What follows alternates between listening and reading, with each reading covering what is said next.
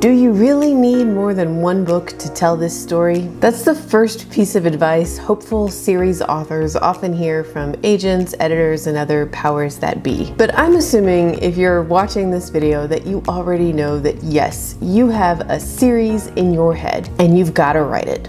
Awesome. Let's do this. Now, this video is going to be about writing a dynamic series, not a static series. The difference is that a dynamic series has a set endpoint, a specific number of books that culminate in a big series ending, and the characters evolve and change. You can't read these books out of order. In a static series, you usually have the same characters in each book, but they're unconnected. You can read them out of order, there's no series arc, and there's no big character transformation. I've done both. The planning process is very different depending on which type of series you're going for, so I'm going to save the planning process for static series for another video. Today we're going to be talking all about duologies, trilogies, fourologies, and so on. Notice that I said planning a series, not outlining a series. So let's actually talk about outlining first. Do you need to outline your series? If you've done your research at all on traditional publishing or finding a literary agent, you might have heard that they don't actually want to hear you tell them that you've got all 8 books in your series completely thoroughly outlined and mapped out. I think a lot of people take offense to this and they believe it shows an agent or a publisher's lack of willingness to commit to a full series. And honestly, there is some truth to that. But there's another reason too, and honestly, this holds true regardless of whether you're traditional publishing or self-publishing. In fact, as a ghostwriter who has worked with clients on their series, I can tell you firsthand that outlining your entire series ahead of time can be more harmful than helpful. And that's because you are limiting its full potential. You may have certain points in later books that you know are going to happen, and I believe you. I also know this can work. I've written 4 series and I'm currently ghostwriting a 5th. And in all of those cases, I did have certain set points near the end of the series that I knew from the beginning, and I wrote towards those points. But you have to be open to change. You have to.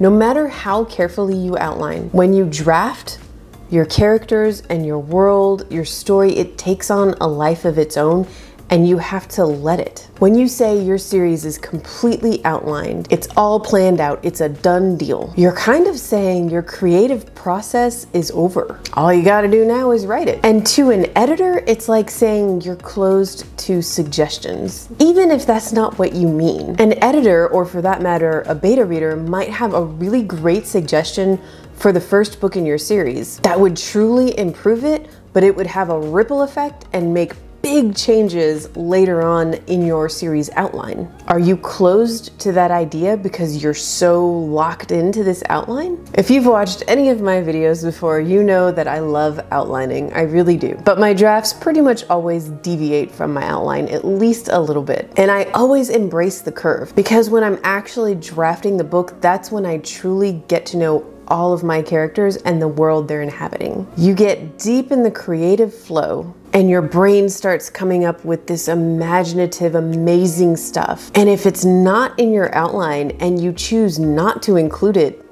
why? You owe it to your story to be as flexible as possible and let it grow organically. You don't plant seeds in your garden and then lay bricks over the dirt. No, you plant the seeds and then watch it blossom. I'm currently ghostwriting a fantasy trilogy. This client came to me about 1.5 years ago with a ton of outlines and world building documents and character sheets and all kinds of thoughts on the story. So early on, before I even agreed to write the first book, we talked about this: the importance of taking it one book at a time, of being wary of writing certain things in book 1 only to set up things we thought might happen in book 3. Thankfully, he completely understood this, and this summer we are working on drafting book 3, the final book in the series, and guess what? The story, the series is so different from how he envisioned it, and yet it's exactly what he wanted. And those are his words, not mine. He's excited and I'm excited because while all the themes he originally wanted are still there, we allowed ourselves to embrace spontaneity from the very beginning. When we had exciting new ideas while we were working on book 1 and book 2, we followed them. We didn't say no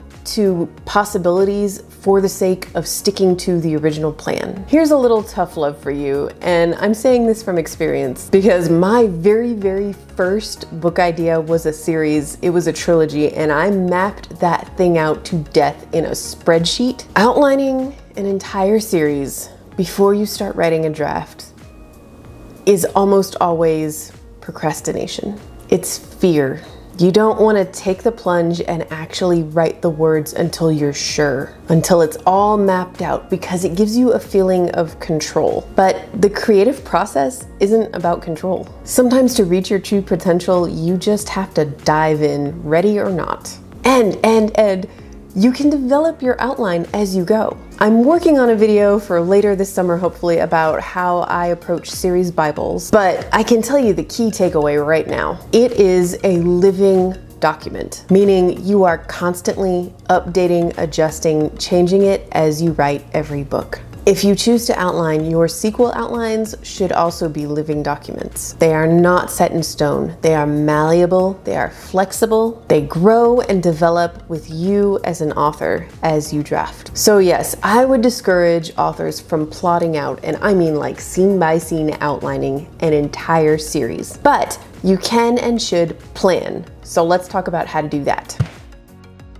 Each book in your series needs an arc and some kind of closure. Now, I am not going to call out specific books for bad endings, but several years ago, a first book in a new series came out that I was really excited about. I was in love with the premise. It was one of those books where I was jealous that I hadn't thought of the idea. So in this book one, the protagonist was on a quest for a specific object and a specific answer to a specific question. And throughout the book, she gets closer and closer and closer and closer, and then the book ended. Read book 2 to find out whether or not she finds the thing. No. Cliffhangers are great. I love a good cliffhanger, okay? But let me make this clear. A good cliffhanger is not bumping the climax of your book 1 into book 2. A good cliffhanger is not an unfinished arc. A good cliffhanger doesn't frustrate your readers, it excites them. So how do you do that? You give them closure with a twist. So that was my example of a bad cliffhanger in a series, but now let me give you an example of a good one. In Children of Blood and Bone, the characters are also on a very specific quest. You know what they want, you know exactly what final battle is coming, and there's twists and turns along the way, but that final battle comes and there is an outcome. There's closure. There is a complete arc. Then, on the very last page, the main character learns that there is a consequence to that battle that she and the reader did not see coming. And the repercussions changed the landscape of what the reader thinks book 2 is going to be. It ups the stakes, it gets the reader even more excited about book 2, it delivers answers and a satisfying conclusion, then it gave you the big twist. Closure with a twist. One of the trickiest things about writing a series is that you have to up the stakes constantly with every book. And I think one of the most effective ways you can end each book in your series is with a twist and or a cliffhanger that changes the game and raises the stakes. You might have noticed that with a lot of trilogies, book 2 is usually the one with the worst reviews. It's the most meandering, and that's no coincidence. Obviously, there are exceptions to this, but most authors are really great at exciting beginnings and endings, but the middle is kinda rough. And that holds true whether we're talking about a standalone novel or the book in the middle of a series. It's the Act 2 slog. But the middle book in your series doesn't have to be a slog. It won't be if it has its own arc. Just make sure the entire point of your book 2 isn't transitioning from book 1 to book 3, or the entire point of your book 3 isn't transitioning from book 2 to book 4. The middle book, just like every book in the series, is its own adventure. Find the emotional arcs, plural. Your protagonist needs an emotional arc in book 1, book 2, each individual book, and an emotional series arc. When I started writing the Kat Sinclair Files series, I knew the main character Kat's emotional arc. I had no freaking clue where all the ghost stuff and the paranormal hunter TV show plot lines would go by the end of the series, but I did know what would happen between Kat and her mom. When I finished drafting book 1, I had a vague plot in mind for book 2 and a few key emotional points for book 3. But a lot of that came from what happened in book 1 after I wrote the first draft. Now, I had outlined book 1, but in drafting, I got to know the side characters much better, and they did some things along the way in the draft that surprised me, and I went with it, and it changed the plot a little bit. If I'd outlined books 2 and 3 ahead of time,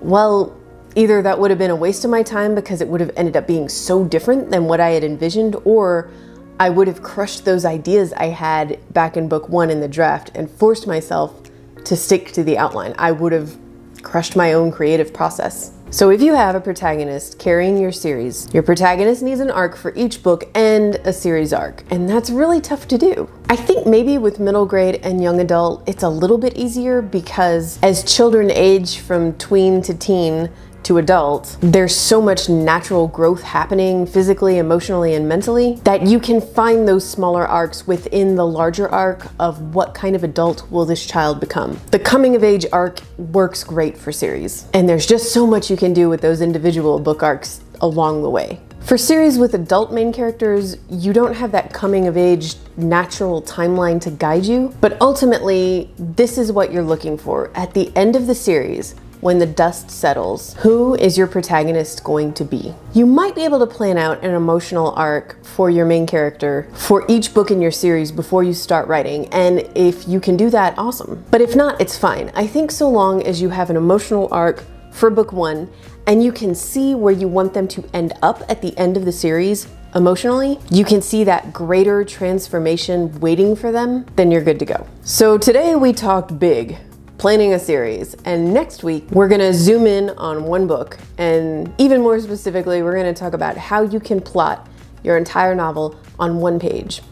Writing a synopsis. This is a really challenging thing to do, but oh man, it is so helpful, both in helping you really drill down and figure out what's at the heart of your story, and also in pitching and selling your book. So be sure that you've subscribed and you hit that notification bell so you know when that episode goes up. Are you planning a series? Are you outlining, or are you kind of like freewheeling it? Tell me all about how you plan, and let me know if you have any other questions about planning a series in the comments below. If you found this video helpful, I'd appreciate it if you hit that like button. That's it for this video. I'll see you guys Friday with a Fiction Fix It. Have a great week.